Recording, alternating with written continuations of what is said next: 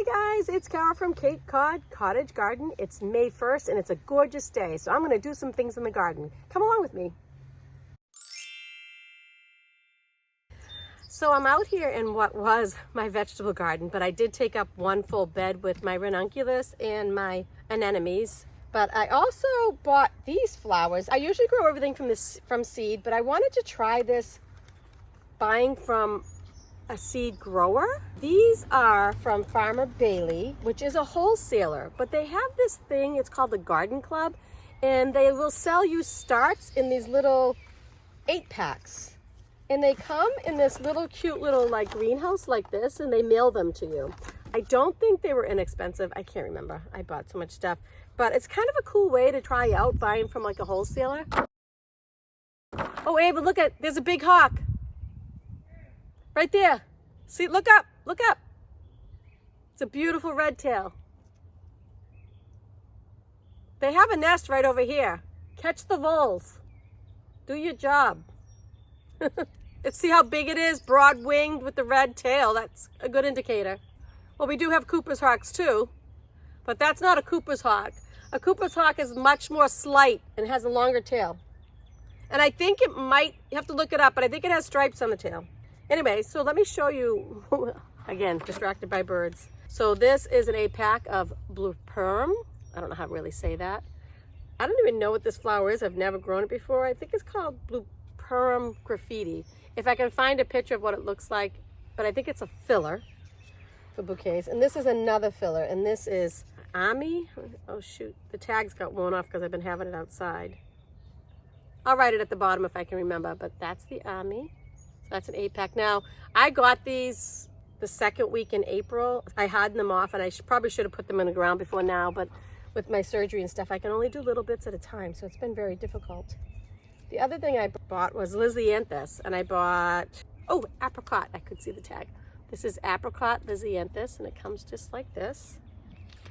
And then this is Rebecca Cherry Brandy. I'm not going to plant these here because these will reseed hopefully and come back year after year. That's my hope anyways.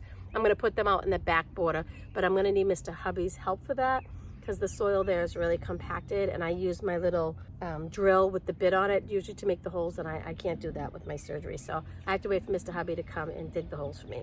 Now you can see why I'm having such a hard time getting anything done because there's very little I can do.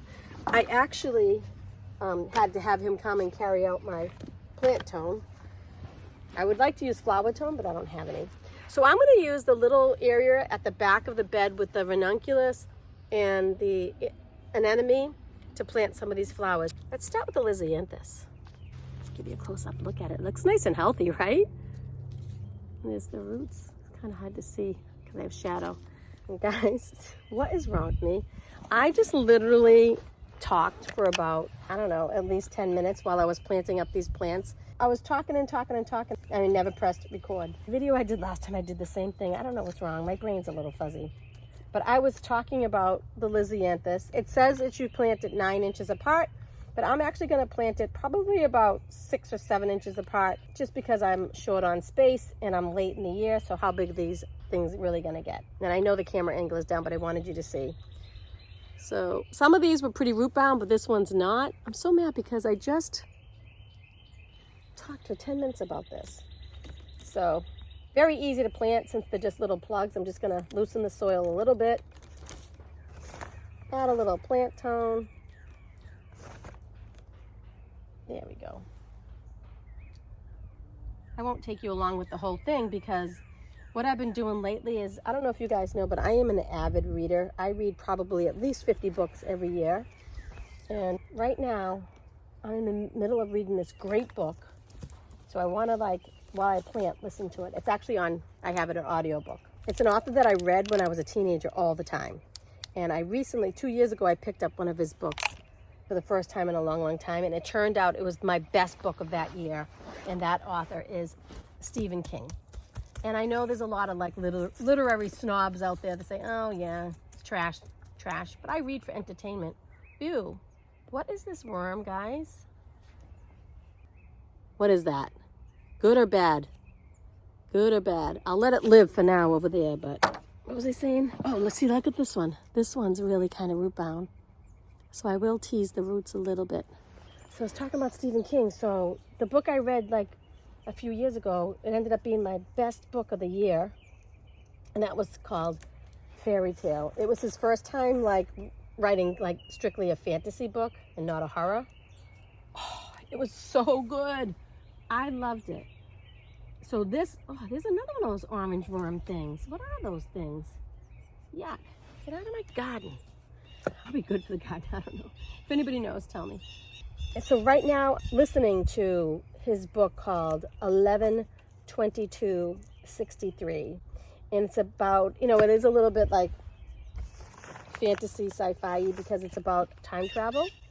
And it's about a guy who can go back in time and he tries to stop Lee Harvey Oswald from assassinating President Kennedy. Now, that doesn't sound like a book I'd be interested in. I'm not really a political person. More teasing the roots. But, oh my gosh, first chapter, grab me, and I'm all in. It's so good. It's about so much more than that. So if you don't like political books, still read it because it's really not so far. And I'm more than halfway through. And, you know, reading any Stephen King book is a commitment because, you know, it's like 900 pages. I don't really like political stories and war stories. I read everything, but I don't like sad stuff. Let's put in some blue pond. This is the blue pond. I don't know anything about this plant. I have no idea how big it gets or anything. But back to books. So I don't really like wartime stories or sad stories. Like I read a lot of those books like for book clubs and stuff, and I just don't want to be sad. I read purely for entertainment. And like one author I can think of off the top of my head, who I'll never read again, is Kristen Hanna. Now people love her books, love them. The last one I read of hers was called The Nightingale. I mean, it was a really good book. It was good. But it was about the Holocaust, and it was just so sad. I don't want to be sad. There's enough sadness. So yeah, so I don't read her anymore, ever. So I think I'm going to finish the rest of this off camera, and then I'll show you when I'm done. And I have other chores that I think I'll take you along with me. So hang tight. Okay guys, so I have all the Lysianthus right there. I haven't watered it in yet. And then I put the blue perm like all around. So I have that in the ground. I still have to find some place for the army. But before I do that, I want to show you some of the flowers. Look at these. Are they anemones? Aren't they gorgeous? I just can't get over how pretty they are. And guys, my pink ranunculus is starting to bloom.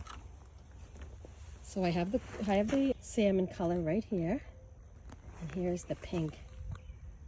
Isn't that pretty? Look at that.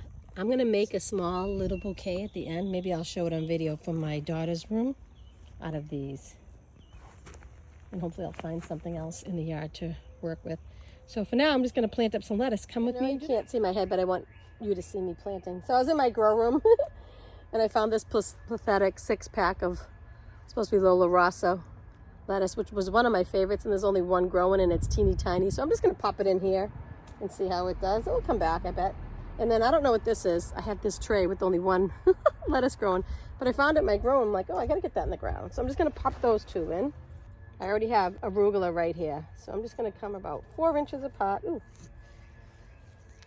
Dig a hole, small hole. Same over here. You can see all my peas in the back coming up, looking great. And I made a workaround for not being able to lift the bag. I just got a cup full of plant tone. I have garden tone in there too. I probably should have used that. Oh well, too late. So first the Lola Rossi. Oh, it's really dry. I have to be sure to get over here and water that in. And then I don't even know what this is. Oh, it's got nice roots.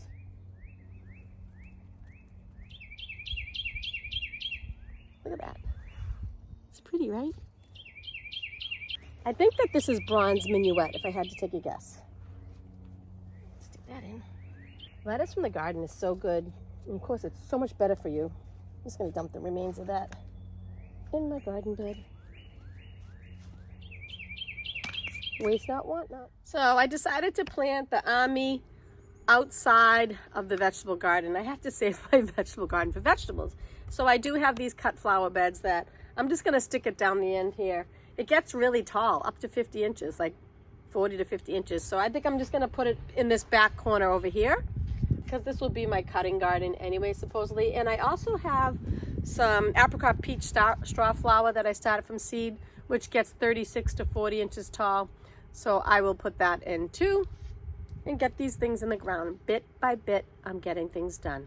Gorgeous day here. It's not super, super hot, but I got hot with my sweatshirt on. And if you can see this blue pot over here, underneath it is a vole trap. We'll see if we can catch those suckers before they eat all my dahlias this year. This is just a nice relaxing day in the garden.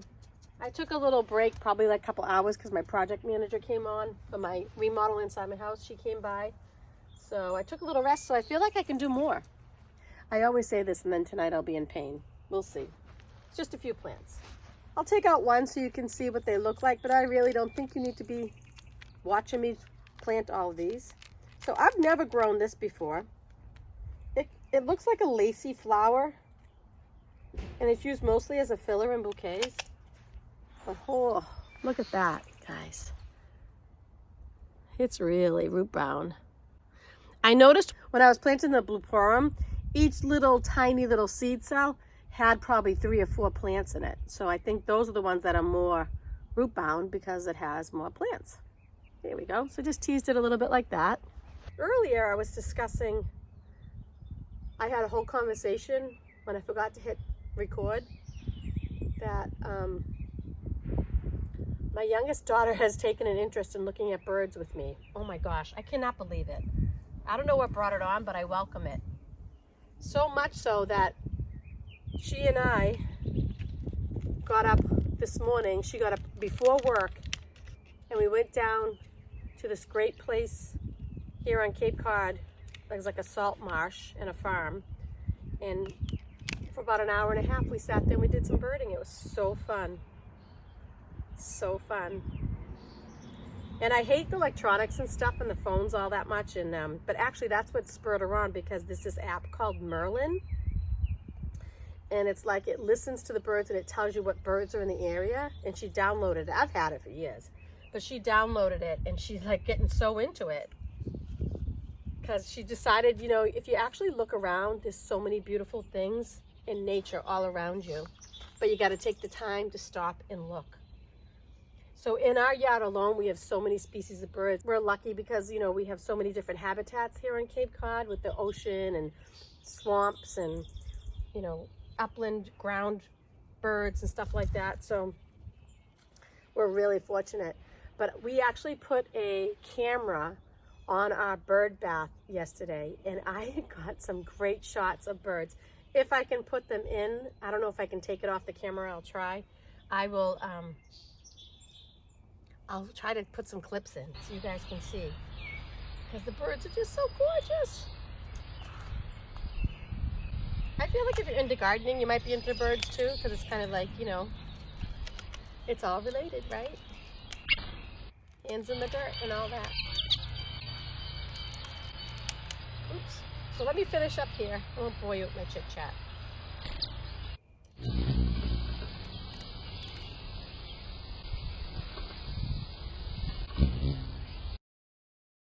So next I'm going to put in my apricot peach straw flowers, and I think I'm just going to put them along the back because I know they get really tall. So let's wrap up this video by picking some of these and making a little flower arrangement for my daughter. She wanted some in her room since we have them all over the house.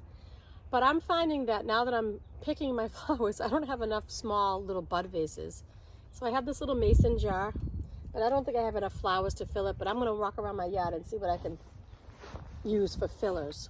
I don't have flower food either, but you can make your own flower food. I just put some lukewarm water, a tiny bit of bleach, a tiny bit of sugar, and a little lemon juice. So that's my flower food. So let's pick and start arranging. Now look at this beautiful, this right here. If I cut these, I'm going to cut off 1, 2, 3, 4 buds. This is why I suffer with cutting. Oh, I'll cut that one last because it's killing me. This one can be cut. Cut almost all the way down to the base. Look at that. So pretty. This pink one can be cut. It's still a little hard, but I'm going to cut it anyways. No. Now this one's shorter. Look at that. Pretty. Oh, actually, there's not that many flowers here. This little one's really short, but I'm gonna cut it because it's open.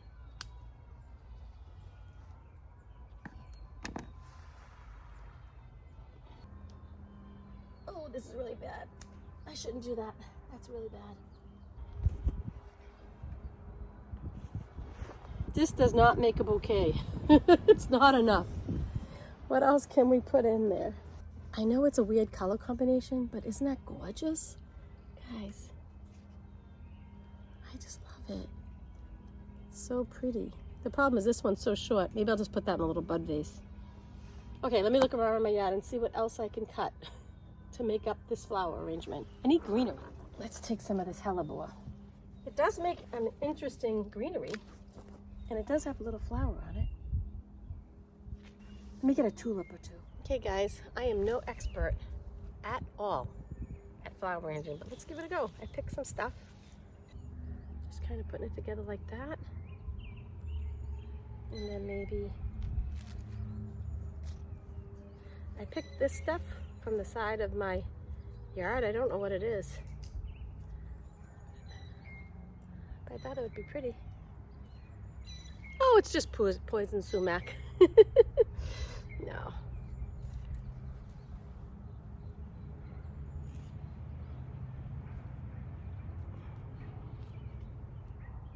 I picked a few daffodils. This one's totally blown, but this one's still opening, so. And I even picked some mascari. I don't know how that will hold up in the vase, but you don't know until you try. Should I make it frothy like that? This one's so big, it's like overpowering.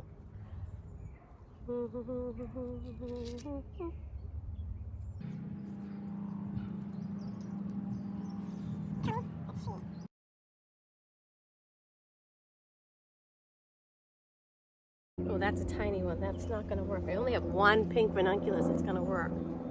But the orange is really pretty next to the purple, isn't it? I really don't know what I'm doing, guys. But I didn't know what I was doing when I started gardening either. So starting doing bouquets, I don't know what I'm doing, but that's how you learn. And like when you have beautiful flowers like this, really, how can you go wrong? Will it be perfect? I'm sure there's people out there that think this is definitely not the way to do it. But I try not to let criticism stop me. I'm gonna take this off.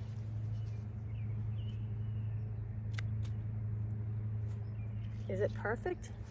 No, but it's pretty. Look at it. But look. Oh my gosh. It's pretty. Sometimes when you put it in the vase, the whole thing changes. But let's see. I probably need more. It's too loose. Maybe I can stick this pink one in right here. Yeah, it's a little short, but look at this, guys.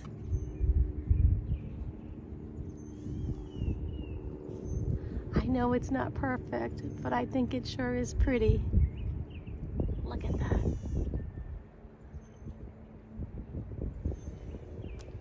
This makes me so happy.